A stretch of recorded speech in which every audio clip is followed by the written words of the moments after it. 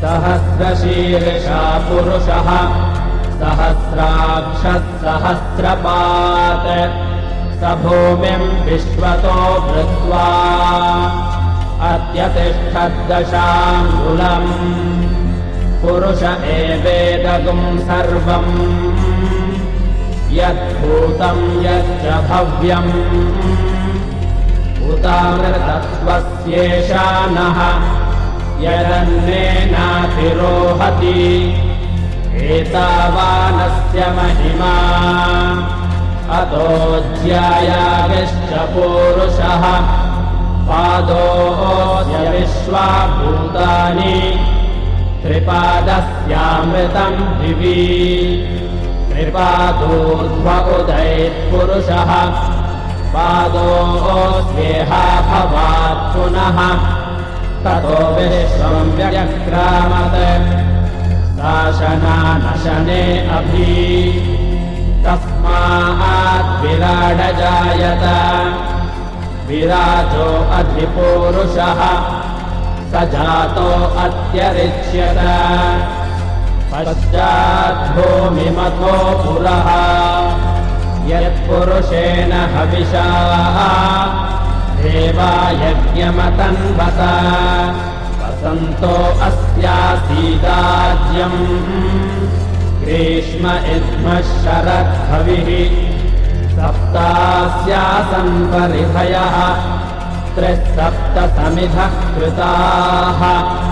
देवा यद्यज्ञम् तन्वानाः अबध्नन् पुरुषम् पशुम् तम् यज्ञम् बर्हिषि प्रोक्षन् पुरुषम् जातमग्रतः तेन देवा अयजन्त साध्याऋषयश्च ये तस्मात् यज्ञात् सर्वभूतः संहृतम् पृषदाज्यम् पशुस्तागश्चक्रे वायव्यान् आरण्यान् ग्राम्याश्च ये तस्मात् यज्ञात् सर्वभूतः ऋचस्सामानि जज्ञिरे छन्दागुंसि जज्ञिरे तस्मात् यजुस्तस्मादजायत तस्मादश्वा अजायन्त एके चोभयादतः गावो हजज्ञिरे तस्मात् तस्माज्जाता अजावयः यत्पुरुषम् व्यदधुः प्रतिधा व्यकल्पयन् मुखम् किमस्य कौ बाहू का पूर्ववादावुच्येते ब्राह्मणोऽस्य मुखमासीत् बाहुराजन्यः कृतः पूरोदस्य यद्वैश्यः पद्यागुम् शूद्रो अजायत चन्द्रमा मनसो जातः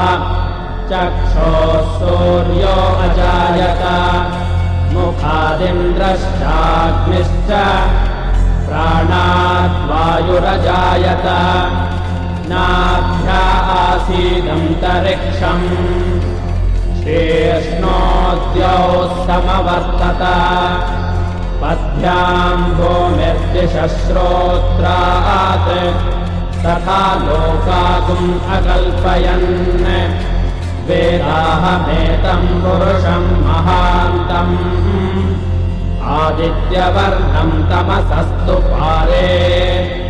सर्वाणि रूपाणि विचित्य धीरः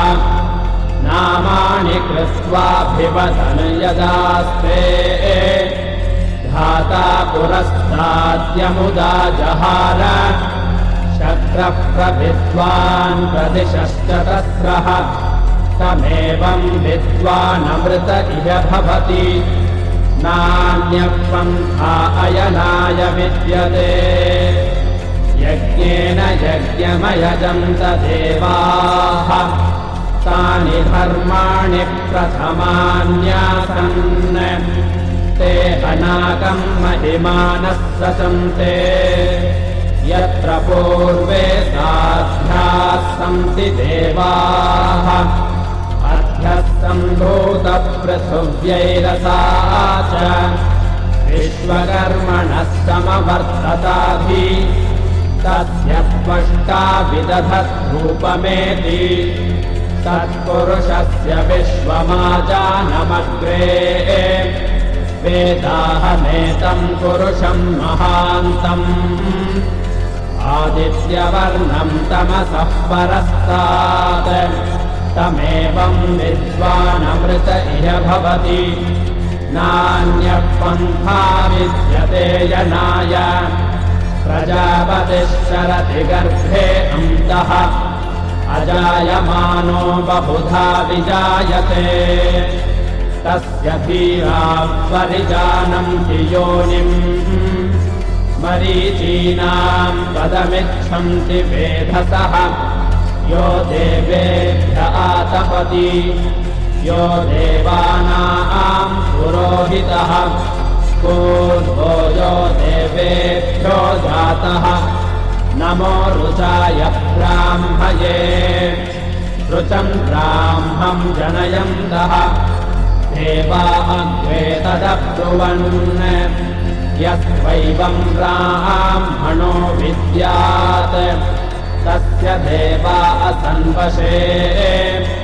भीष्यते लक्ष्मीश्च पत्न्यौ अहोरात्रे पार्श्वे नक्षत्राणि रूपम् अश्विनौ व्यात्तम् इष्टम् मनिषाण अमुम् मनिषाण सर्वम् मनिषाण।